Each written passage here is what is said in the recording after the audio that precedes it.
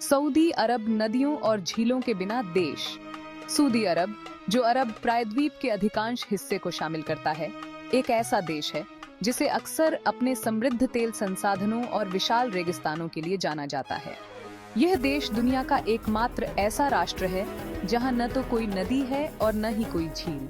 इस अद्वितीय भौगोलिक स्थिति ने सऊदी अरब के लोगों की जीवन शैली और संस्कृति को गहराई से प्रभावित किया है। यह कहानी इसी अद्वितीयता के इर्द गिर्द घूमती है। राजधानी का राज। रियाद, सऊदी अरब की राजधानी, एक विशाल शहर है जो रेगिस्तानी भूमि में स्थित है। यहाँ की गर्मी और सूखे ने यहाँ के निवासियों को जल संसाधनों की कमी से जूझने के लिए मजबूर किया है।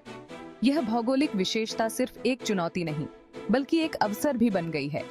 इस सूखे क्षेत्र में जीवन को बनाए रखने के लिए सऊदी अरब ने अत्याधुनिक जल पुनर्चक्रण और जलवायु नियंत्रण तकनीकों को अपनाया है। मक्का और मदीना की यात्रा। सऊदी अरब के धार्मिक स्थल मक्का और मदीना दुनिया भर के मुसलमानों के लिए पवित्र स्थल हैं। इन शहरों में भी नदियों और झीलों की कमी के बावजूद हर साल लाखों लोग यहाँ आते हैं। मक्का में काबा के चारों ओर लाखों मुसलमानों का तांता लगा रहता है। यहाँ की सूखी धरती और रेगिस्तानी माहौल ने लोगों की धार्मिक आस्था को और भी दृढ़ किया है। पानी की कमी के बावजूद मक्का और मदीना में पानी की व्यवस्था के लिए कुएं और परंपरागत जल संचयन प्रणालियां हैं जो हजारों साल पुरानी हैं।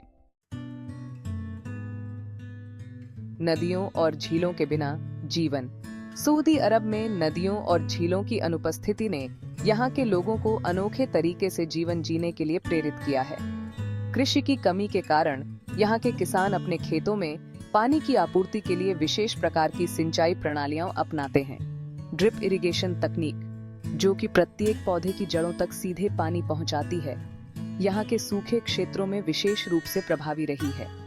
जल की कमी ने सऊदी अरब को जल पुनर्चक्रण और समुद्री जल को पीने योग्य बनाने में विशेषज्ञता प्राप्त करने के लिए प्रेरित किया। सऊदी अरब दुनिया के सबसे बड़े समुद्री जल विलोपन संयंत्रों में से कुछ का संचालन करता है, जो समुद्री पानी को पीने योग्य बनाने का काम करते हैं।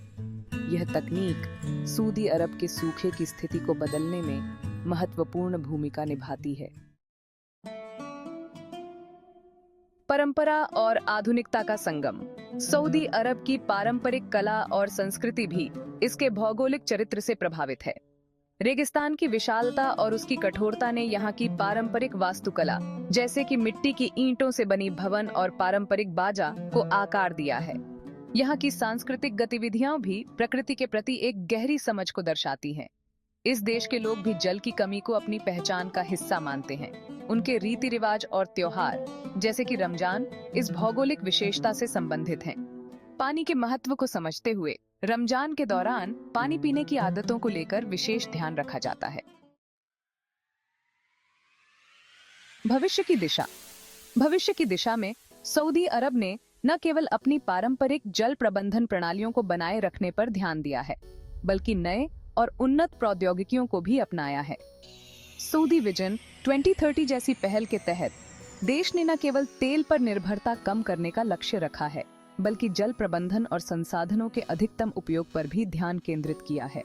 भविष्य में सऊदी अरब का ध्यान जलवायु परिवर्तन के प्रभावों को कम करने और जल सुरक्षा सुनिश्चित करने पर होगा। देश ने विविधता लाने और विभिन्न जलवायु चुनौतियों का सामना करने के लिए अनुसंधान और विकास में निवेश किया है। इसके साथ ही सऊदी अरब का प्रयास है कि वह अपने संसाधनों को अधिक टिकाऊ तरीके से उपयोग में लाए और एक नई आर्थिक और पर्यावरणीय दिशा की ओर अग्रसर हो। निष्कर्ष। सऊदी अरब एक ऐसा देश जहां नदियां और झीलें नहीं हैं, अपनी भौगोलिक स्थिति के बावजूद न केवल अपनी सांस्कृतिक धरोहर को संरक्षित करता है, बल्कि नई तकनीकों और विधियों को अपनाने में भी अग्रणी है। यहाँ की सूखी भूमि ने लोगों को अनोखे तरीकों से जीने और जल संसाधनों की कमी से निपटने की प्रेरणा दी है। सऊदी अरब का यह विशेष गुण उसे दुनिया के अन्य देशों से अलग बनाता है और यह देश की शक्ति और लचीलेपन का प्रतीक भी है।